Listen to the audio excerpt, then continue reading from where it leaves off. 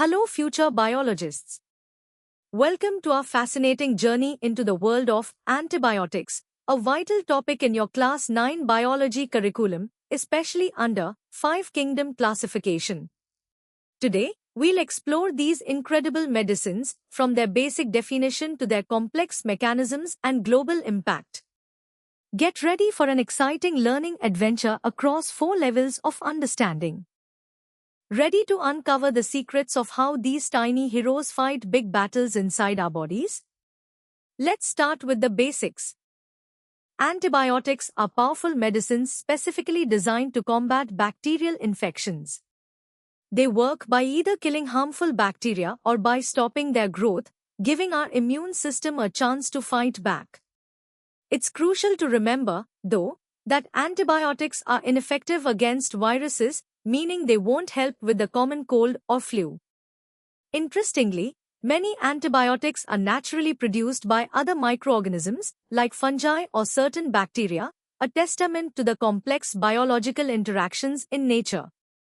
A classic example is penicillin, which comes from a type of mold, highlighting the role of the fungi kingdom in medicine. The brilliance of antibiotics lies in their selective targeting. They're engineered to attack structures or processes unique to bacterial cells, such as their cell walls or protein-making machinery, while leaving our human cells largely unharmed. This selective toxicity is what makes them so effective and safe for us. Before antibiotics, simple bacterial infections could be deadly. Their discovery revolutionized medicine, transforming once fatal diseases into treatable conditions. However, it's vital to use antibiotics correctly only when prescribed by a doctor and always completing the full course, because misuse can lead to bacteria developing resistance, making future treatments much harder. Now, let's test your understanding of the basics. Try answering these 3 questions. What is the primary function of an antibiotic? Can antibiotics cure the common cold, and why? And finally, name one common source from which antibiotics are derived. Pause the video if you need more time to think. Great job on the easy level. Now, let's dive a bit deeper into the history and workings of these incredible drugs. Our story truly begins with Alexander Fleming in 1928. A Scottish bacteriologist, Fleming famously stumbled upon penicillin by accident. He noticed a mold, Penicillium notatum growing on a petri dish of bacteria, and observed a clear zone where the bacteria couldn't grow. He realized this mold produced a substance capable of killing bacteria. While Fleming himself struggled to purify this compound for medical use, his groundbreaking observation laid the foundation. Later, Howard Florey and Ernst Chain successfully purified penicillin and developed methods for its mass production, particularly during World War II. This monumental achievement ushered in the age of antibiotics, dramatically changing the course of medicine and saving millions of lives.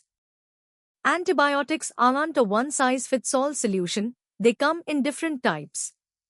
Broad-spectrum antibiotics are like generalists, effective against a wide range of bacterial types. Narrow-spectrum antibiotics, on the other hand, are specialists targeting only specific bacteria. Their effectiveness stems from their diverse mechanisms of action.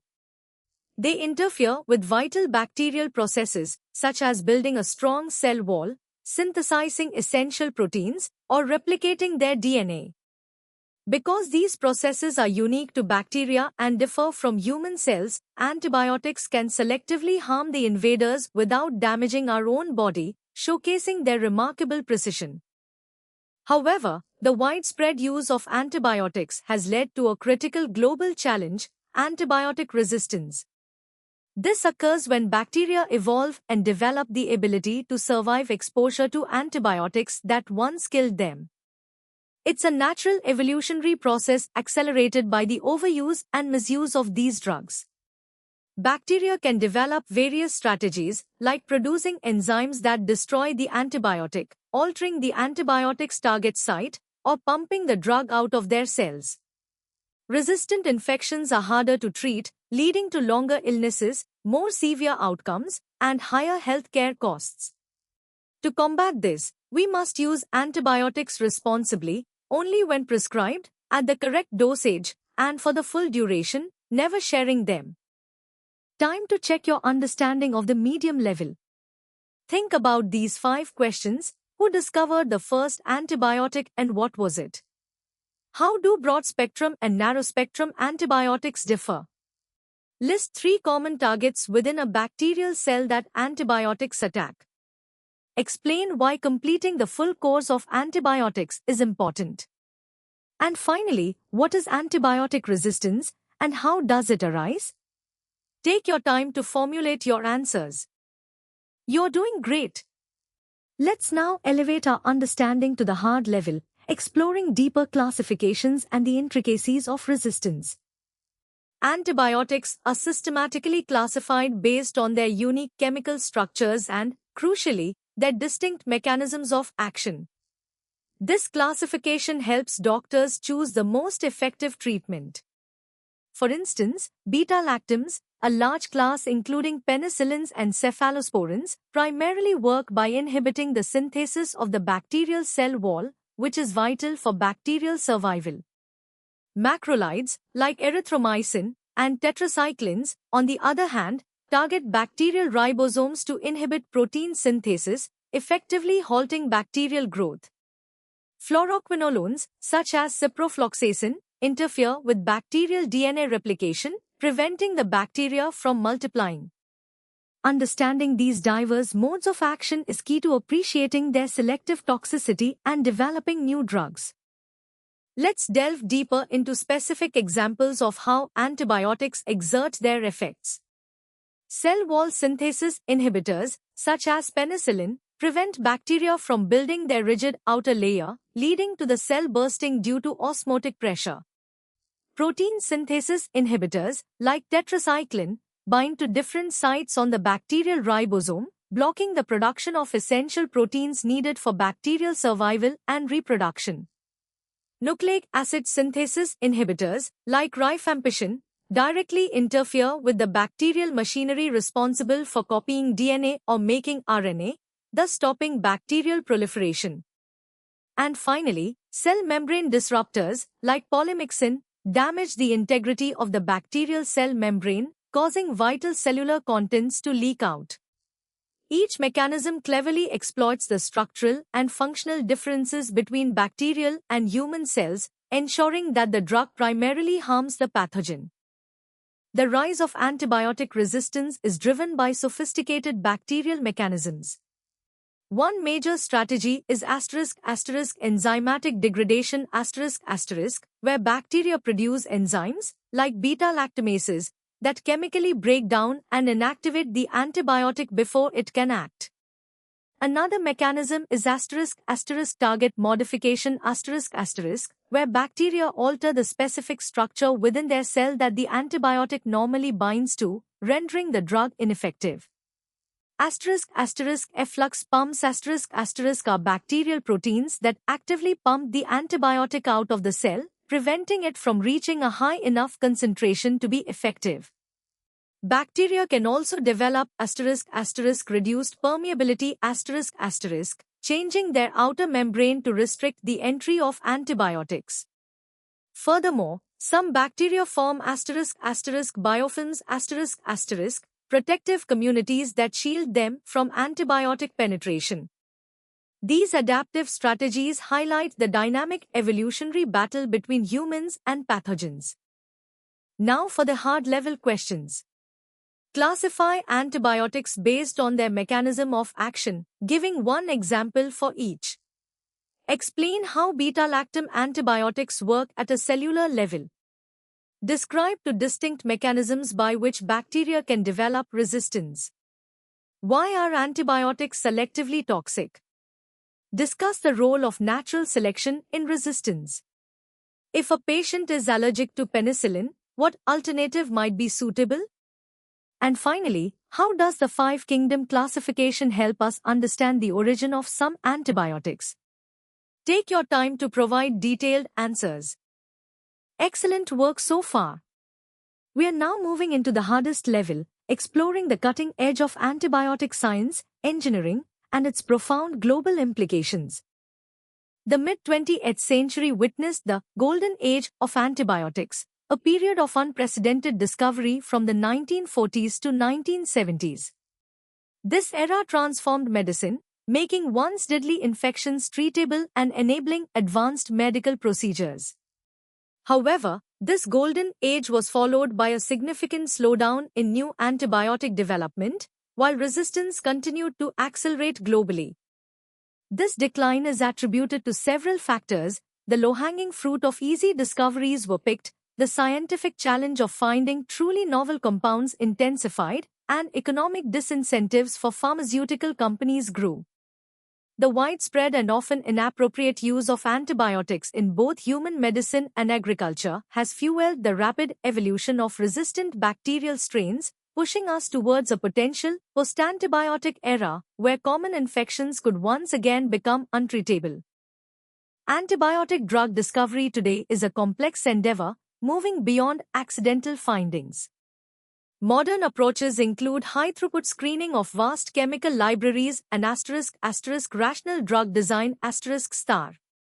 Rational design involves identifying critical bacterial targets, such as unique enzymes or receptors, and then custom designing molecules to specifically inhibit their function. A significant area of engineering insight lies in developing ***semi-synthetic antibiotics ***, where natural compounds are chemically modified to enhance their efficacy, broaden their spectrum, or overcome resistance mechanisms. Challenges are immense, ensuring selective toxicity to avoid harming human cells, optimizing pharmacokinetics for proper absorption and distribution in the body, and designing molecules that can evade bacterial efflux pumps. The engineering goal is to create drugs that are potent, safe, and resistant to bacterial countermechanisms. Antibiotic resistance is a striking example of evolution by natural selection. When an antibiotic is introduced, it creates a powerful selective pressure, favoring resistant bacteria. These survivors then multiply, passing on their resistance genes. Crucially, these resistance genes don't just spread vertically from parent to offspring, they also spread horizontally through *** horizontal gene transfer, HGT, ***. Bacteria can share resistance genes via plasmids during conjugation, through bacteriophages during transduction, or by taking up free DNA from their environment during transformation. This allows resistance to disseminate rapidly across diverse bacterial species. From the perspective of the five-kingdom classification, antibiotics are produced by organisms primarily from the fungi, example Penicillium, and Monera, example Streptomyces, kingdoms, and their primary targets are organisms within the Monera kingdom, bacteria. Understanding the microbial ecology, including the human microbiome, is vital, as resistance genes can reside in harmless commensal bacteria, acting as reservoirs for resistance. The global spread of antibiotic resistance poses an existential threat to modern medicine, escalating healthcare costs and increasing mortality rates worldwide. To combat this, a One Health approach is essential, recognizing that human health is interconnected with animal health and the environment. This means responsible antibiotic use across all sectors, improved sanitation, and robust infection control. Future strategies include the urgent need for novel antibiotics with entirely new mechanisms of action, as well as exploring alternative therapies like bacteriophage therapy, antimicrobial peptides, and antivirulence drugs. Global surveillance programs are also critical to monitor resistance patterns and guide intervention strategies. The legacy of antibiotics is immense, but ensuring their continued effectiveness requires concerted global effort, innovation, and responsible stewardship. Let's tackle some challenging questions. Discuss the factors that led to the golden age of antibiotic discovery and its subsequent decline. Explain the concept of rational drug design in antibiotic development, providing an example of a potential target. Elaborate on the role of horizontal gene transfer in the rapid spread of resistance. From the five-kingdom classification perspective, how do producers and targets of antibiotics relate to different kingdoms? And finally, analyze the One Health approach in combating antibiotic resistance, outlining its key components and rationale. Take your time to craft comprehensive answers. And for the final set of questions, compare and contrast the challenges in developing new antibiotics today versus during the Golden Age. Describe at least 3 non-antibiotic strategies being explored to combat bacterial infections. How do selective pressures from antibiotic use drive the evolution of resistant bacterial strains? Discuss the ethical implications of antibiotic overuse and underuse. And finally, propose a comprehensive strategy for a developing nation to manage antibiotic resistance, considering both public health and economic factors. These questions require critical thinking and integration of knowledge. And that brings us to the end of our deep dive into antibiotics. We've journeyed from basic definitions to complex mechanisms, historical impact, and future challenges.